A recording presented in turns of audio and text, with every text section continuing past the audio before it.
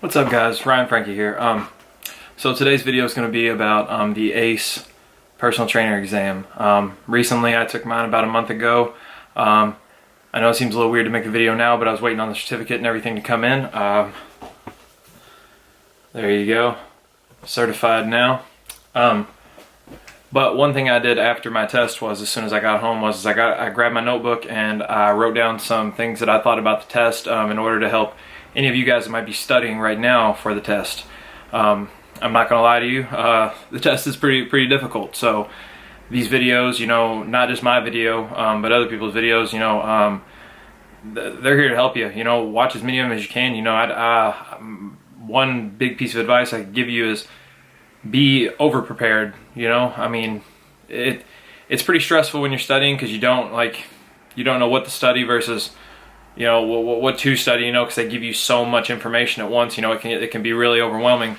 But watch the videos, you know, from, you know, different people that have taken the test. You know, there's different people that are going to see different things that I didn't see, you know. So I'm going to grab my notebook right here and get right to it. Sorry, I know it seems unprofessional. I wrote some stuff down, but there's a lot of stuff to it. Chapter 1, know the scope of practice. I mean, to me that's pretty much common sense. You know, I mean, to other people you might not understand it as well. I don't know. I grasp the scope of practice stuff pretty well, but just understand that there are quite a few questions on there about that. A lot of them refer to like the dietitian and supplementation and all that kind of stuff. Like, should you know, refer supplements, you know, to people, or should you write diet plans to people? You know, obviously understand the scope of practice and you'll be okay. Chapter 3 and 4, behavioral changes. The stages, you know the stages of behavioral change in the trans-theoretical model of behavior, behavioral change. Understand that. Self-efficacy, the health belief model. I had a few questions on that, but to me also that was pretty simple stuff that, you know, I grasped pretty well. I didn't really have an issue with those things even when I was studying. Chapter 5, the integrated fitness training model. It's pretty simple and straightforward. Just be aware of what it is and all, you know, different phases. Pretty self-explanatory. Read it a few, you know, go over it a few times. Chapter 5, you know. But what I did was with the books was I just went through and I highlighted things. You know, I read the personal trainer manual all the way cover to cover, highlighted things, and then when I went back and studied, I read over the things that I highlighted and things like that. Seemed to work for me, but whatever works for you, you know. Okay, so the biggest chapters I think that you need to focus on are in this book, the personal trainer manual, okay? This book right here, chapter 7 and chapter 8, like, those two chapters, to me, they seemed like they popped up quite a bit on the on the actual exam, and in my opinion, they're probably two of the harder chapters on, you know, in the book, you know, to understand, you know, because there's just so much information in each of them. But if you have to read them a few times, you know, I mean, whatever helps you. I mean, honestly, like I said, I read chapter 7, chapter 8 probably at least 3 or 4 times. I mean, or skimmed back through what I had highlighted, you know. It just, but what I wrote down about chapter 7 is kyphosis, lordosis. Understand what, you know, the difference between those two. Know the planes of motion. Pretty simple. One thing I really wish I would have focused on more is the imbalances and the deviations for the back, shoulders, and hips. So that's something I wrote in my notebook right here, right after the test. Like, I literally came home and took notes on this because I knew I wanted to make this video to help you guys out, because this was a hard test and it wasn't, you know, it takes a while to study for this, you know, because there's a lot of information. There's 150 multiple choice questions on this test, you know, so it's a lot of information to try to pack in. But that's one thing I wrote. I'll read that for you one more time. One thing I really wish I would have focused on more is the imbalances and deviations for the back, shoulders, and hips. There was actually quite a few questions about that area on my test. Being knowledgeable of the specific muscles and their geography in the body will really help, you know. So I'm not saying you have to know every single, you know, muscle down to, like, you know, the T. They're not going to test you on that or anything, but understand your main muscles, you know, the, you know, traps, lats, you know, all of your key muscles. Understand where they are, what they do, what can happen when, you know, your lats are weak and you're having to compensate somewhere else. Like, understand these imbalances. Like, I'm not going to get into it in this video. You know, you guys are studying, so you know what I'm talking about. But understand these, I'm telling you, because they're on the test and they're not easy sometimes. Let me see. Shoulder positions. Shoulder positions were a big thing. Like, you know, scapular winging, you know, rounded shoulders, you know, things, you know, the postural assessments, you know, that was, there were quite a few questions on that on there. Understand postural assessments. Let's see. I had a question about the Thomas test as well. So I'm not saying, I don't know if they give the same test for everybody, but, you know that these things are on the test. Like, you're not just reading these things for no reason. Like, they're going to be on the test. Get to know the interpretations you can get from the assessments. You know what I'm saying? Like, when something happens, like in the assessment, like when you find something in the assessment, like, oh, well, we were doing a postural assessment, we found rounded shoulders. Understand what that means. Understand what muscles are weak due to that. Understand what muscles are tight due to that.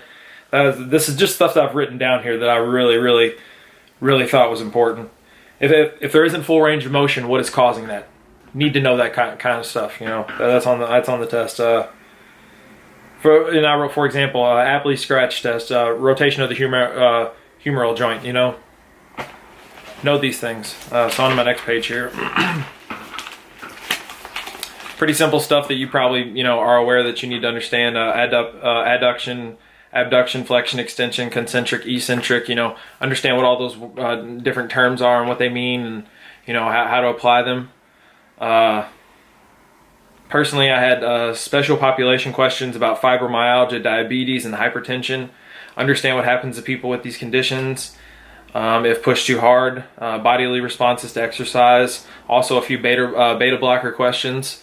So I mean, like I said, there was no limit to these questions that they had on here. Like, I mean, there were questions that, like, they asked me, and I was just like, man, like, wow, like, where did they pull this one from? And I had to just dig, and hopefully you studied hard and you stayed on top of it.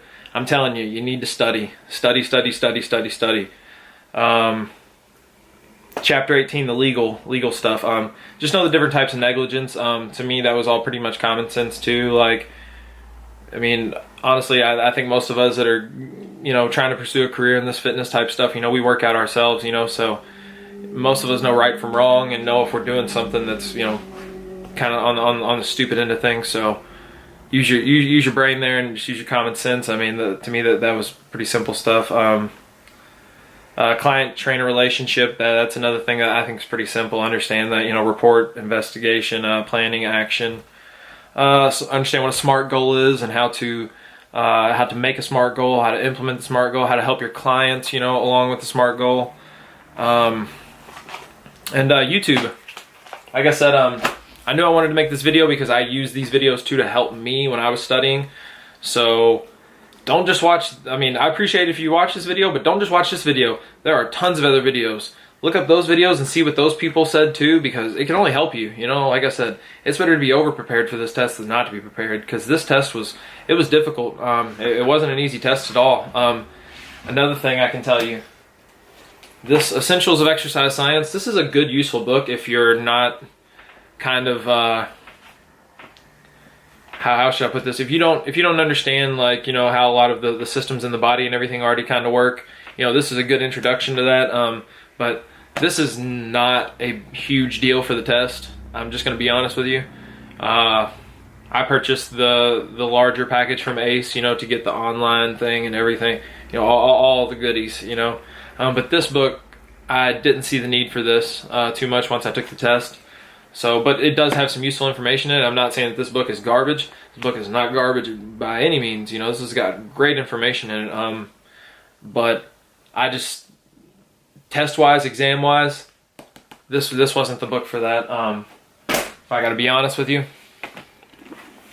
know this book. Read this book.